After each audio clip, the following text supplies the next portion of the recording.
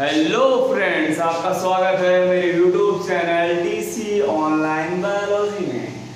आज का जो हमारा टॉपिक है वो है एक नया कोशिकांग जिसको हम नाम देते हैं गोल्गी काय, या इंग्लिश में इसको कहते हैं गोल्गी बॉडी। आज हमको इस कोशिकांग के बारे में समझना है, जानना है, लेकिन उससे पहले हम आपको बता देना चाहेंगे कि ये कोशिका में दिखाई कहाँ देता है। तो उसके बाद आप उसके स्ट्रक्चर के बारे में जाएंगे और उसको जानने की कोशिश करेंगे।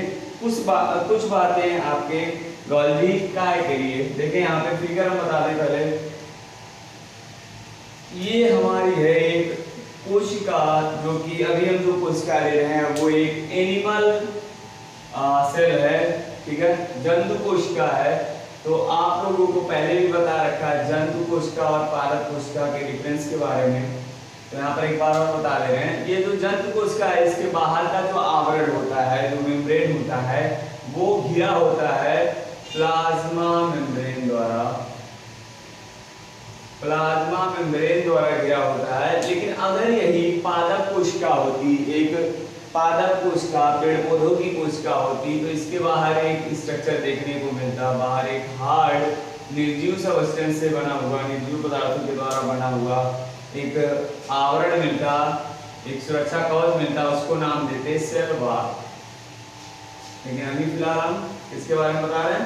हाँ, जंतु कोशिका के अंदर, जंतु कोशिका हो या पादप कोशिका हो, अगर वो कोशिका यूकैरियोटिक है तो आपको ढेर सारे कोशिकांग देखने को मिलेंगे। वहीं पर आपका ये गोल्गी काय दिखेगा। हम आपको यहाँ पे कोशिका के अंदर दिखा रहे हैं, फिर उसको जूम आउट करके, उसको बड़ा करके हम इस फिगर को बताएंगे और दिखाएंगे कि यहाँ पर क्या क्या संरचनाएं देखने को मिलती है। आ जाए पहले कोशिका आपको देख लेते हैं।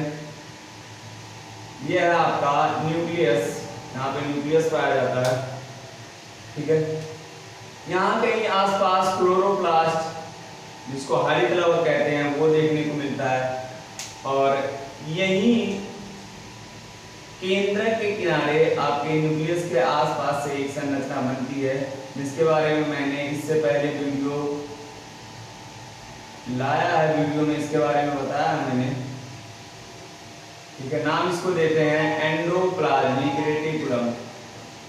एंडोप्लाज्मिक रेटिकुलम, जो कि न्यूक्लियर मेम्ब्रेन से फैला होता है प्लाज्मा मेम्ब्रेन तक, ठीक है। अंतःपटलीय जालिका जो है आपका एंडोप्लाज्मिक रेटिकुलम, वो आपके न्यूक्लियर मेम्ब्रेन से प्लाज्मा मेम्ब्रेन तक फैला हुआ होता है।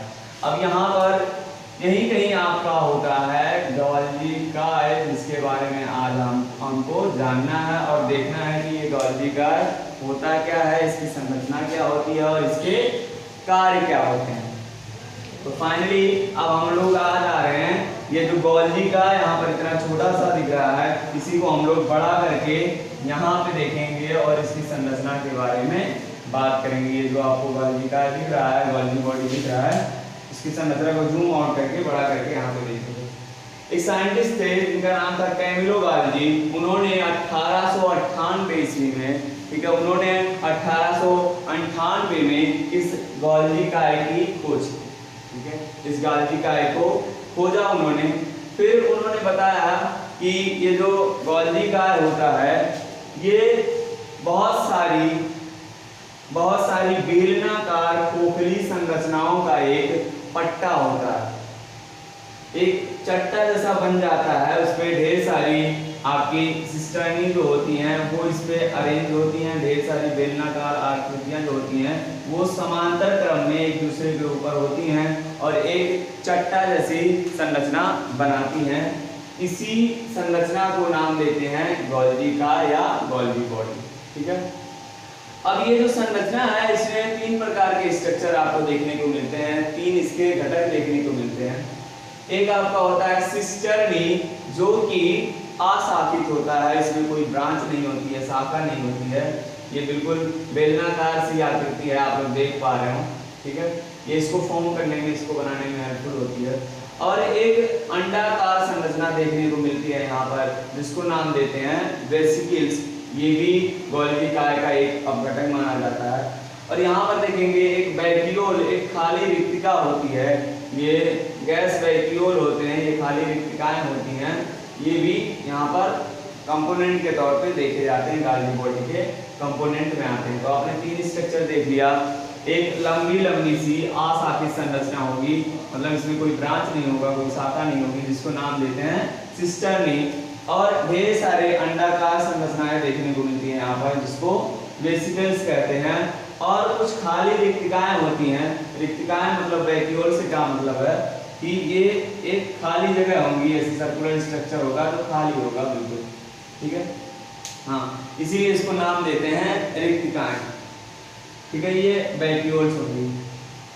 अब इसकी जो ये वाली सरफेस है, इधर वाला जो फेस है, जिसको नाम देते हैं, इसको नाम देते हैं अवतल फेस।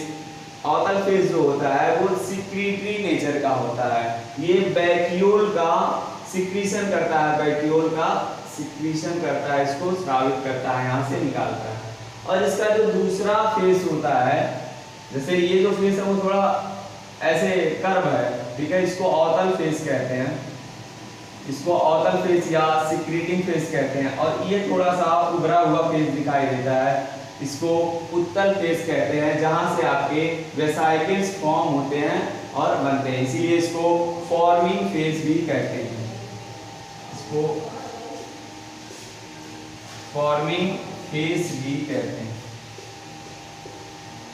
फॉर्मिंग फेस भी कहेंगे। और इधर के फेस को क्या कहेंगे, सिक्रीटरी फेस। यहाँ पर वैक्यूल्स का फॉर्मेशन होता है। तो ये हमने उसके संरचना के बारे में देख लिया। क्या देखा हमने कि गाल्गी बॉडी जो होती है वो बहुत सारी चपटी बेलनाकार संरचनाओं को समांतर क्रम में अरेंज करके बनी एक संरचना होती है, ठीक है। इसमें 3 प्रकार के कंपोनेंट, 3 प्रकार के घटक देखने को मिलते हैं। सिस्टर्नी जो अशाखित होती है, लंबी लंबी संरचनाएं देखने को मिलती हैं, वो होती हैं। वेसाइकल जो होती है वो अंडाकार संरचनाएं देखने को मिलती हैं, जो फॉर्मिंग फेस से बनती हैं। फिर वैक्यूल के बारे में हमने देखा, बहुत सारी रिक्तिकाएं यहाँ पर देखने को मिलती हैं, या इसी को धानियां भी कहते हैं। ढेर सारी रिक्तिकाएं वैक्यूल या धानियां बनती हैं, ठीक है।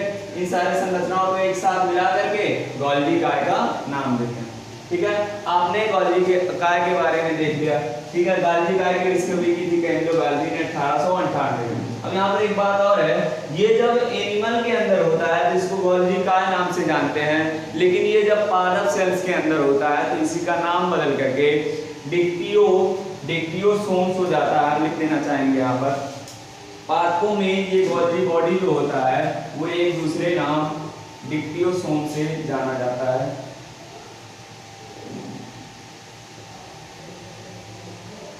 हाँ, डिक्टियोसोम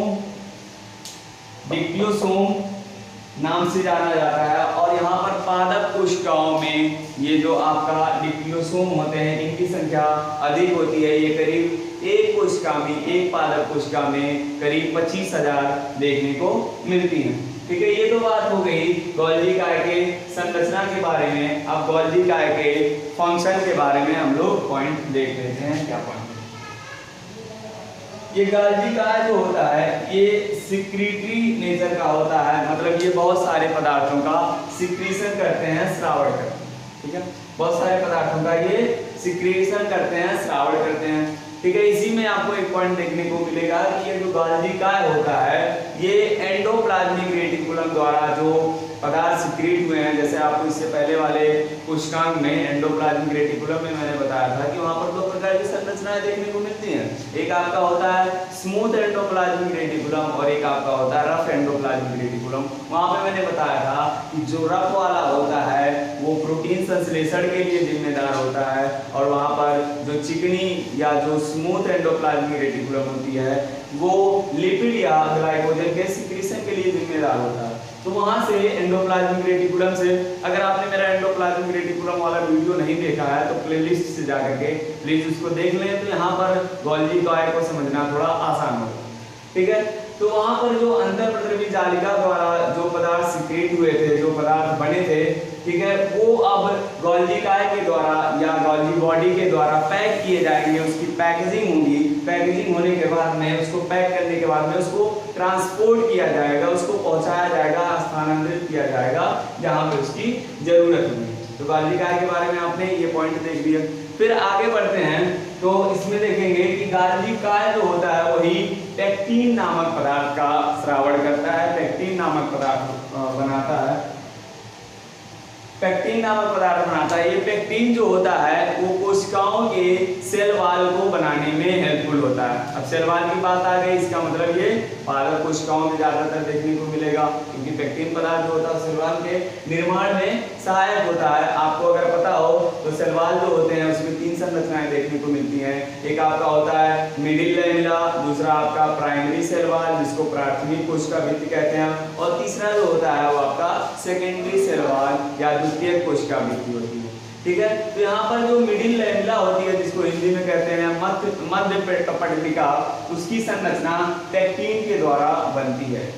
ये पेक्टिन जो होते हैं इसमें कैल्शियम पेक्टेट या मैग्नीशियम पेक्टेट होते हैं और ये मध्य पटलिका का निर्माण करते हैं, जो कि कोशिका भित्ति का ही एक स्ट्रक्चर है, कोशिका भित्ति का ही एक पार्ट है। ठीक है, ये बात हो गई। और गोल्जी बॉडी जो होता है यही लाइसोसोम का निर्माण करता है, यही लाइसोसोम को बनाता है, निर्मित करता है। एक फंक्शन इसका गाल्जी बॉडी का ये हो गया।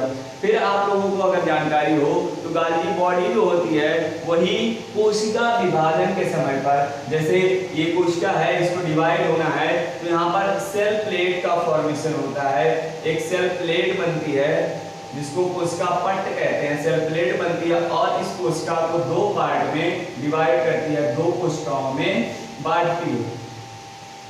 ठीक है, तो कोशिका पट्ट का निर्माण भी हमारे एक्रोसोम के द्वारा होता है, हमारे गाल्जी बॉडी के द्वारा होता है। कोशिका पट्ट का निर्माण भी या सेल प्लेट का निर्माण भी हमारे गाल्जी बॉडी के द्वारा होगा। थोड़ा और आगे बढ़ेंगे तो एक पॉइंट यहाँ पर ये देखने को मिलता है कि जो गाल्जी बॉडी है वही शुक्राणुओं के एक्रोसोम या अग्रपिंडक का निर्माण करते हैं। जैसे आप लोगों ने देखा हो शुक्राणु का जो स्ट्रक्चर होता है वो कुछ ऐसा होता है, चम्मच के आकार का होता है या कहें भाले के आकार का होता है ये। ठीक है, तो ये शुक्राणु की संरचना है। यहाँ पे ये जो हेड वाला पोर्शन होता है, ये जो हेड वाला पोर्शन होता है इसके निर्माण के लिए गाल्जी बॉडी जिम्मेदार होता है, गाल्जी बॉडी रिस्पॉन्सिबल होता है। ठीक है, तो ये कह सकते हैं हम गाल्जी बॉडी जो है वो एक्रोसोम के निर्माण के लिए जिम्मेदार होता है, रिस्पॉन्सिबल होता है। तो मैंने आज आपको बताया गाल्जी काय की संरचना के बारे में और मैंने बताया गाल्जी काय के फंक्शन के बारे में। तो दोस्तों मुझे उम्मीद है कि ये वीडियो आपको पसंद आया होगा और इससे मिली जानकारी आपको फ्यूचर में बहुत काम आने वाली है। तो अगर आपको मेरे द्वारा दी गई जानकारी पसंद आती है तो चैनल को लाइक करें, सब्सक्राइब करें और शेयर करें, और दूसरों को भी लाइक, सब्सक्राइब और शेयर करने के लिए प्रमोट करें, कहें। ठीक है, धन्यवाद।